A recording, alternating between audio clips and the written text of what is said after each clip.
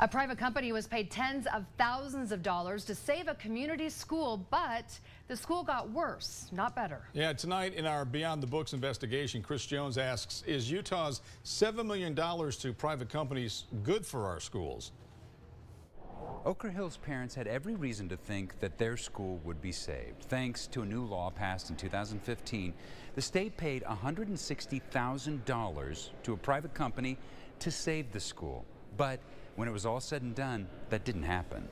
I've been asked by several people in the community At this Granite School Board meeting, to make certain statements. Kearns residents are angry. Some I won't make because I'll probably go to jail if I make them. Two circles are already there. Groups. Because their elementary school, Ochre Hills, will soon shut down. My children went to that school. State assessment scores are bad and have been for years. Everybody's watching you guys. Go ahead. Go ahead. Close the school, send them to somebody else, let somebody else have a problem. Ochre Hills is one of 26 schools in the state's controversial turnaround program, a program that divvies up more than $7 million a year in taxpayer money to a small group of private companies, not school districts, with the goal of lifting the letter grades of those underperforming schools. So how much did you get paid for Ochre Hills? This is Dr. Holly Pedersen. So for Ochre Hills, we were paid $160,000 Her company, Education Direction, for 2.5 years of work. it is the biggest player in the turnaround business. Beyond the Books has discovered her company has been paid $3.8 million in taxpayer money to fix 15 underperforming schools. So what happened with Ochre Hills? I think there are some factors at play. If I knew exactly why they weren't successful, they would have been successful because we would have taken care of that challenge. She says despite the Ochre Hills failure, Education Direction has improved the grades of 10 different schools. What Pedersen doesn't mention is 5 other schools didn't improve at all. And as in the case of Ochre Hills, their grade didn't go up. In fact, it dropped from a D to an F. You might think Ed Direction applies a different formula to each school depending on their needs.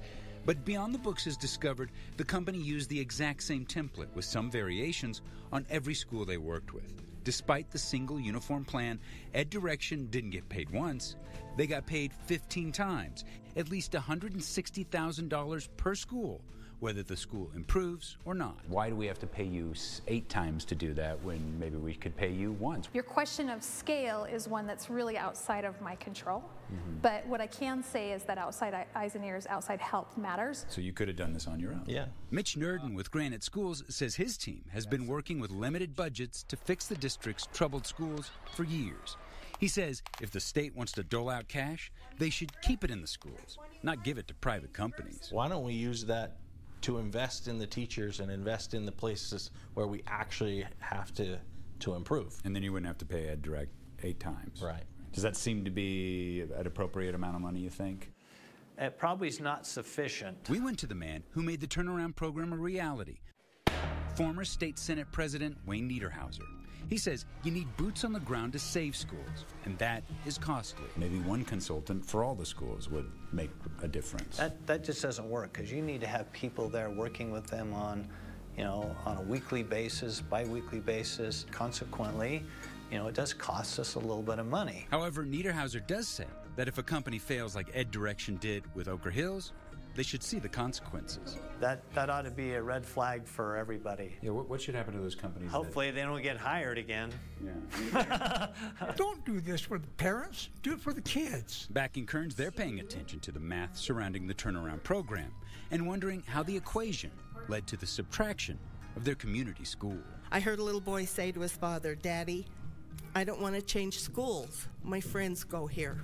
The original contract that Ed Direct had with the district called for them to be paid $320,000, but because of state law, they didn't get the other half of their fee because Ochre Hills failed. If you have an education story that you think needs to be investigated, give us a call. The number's on your screen. Guys, back to you.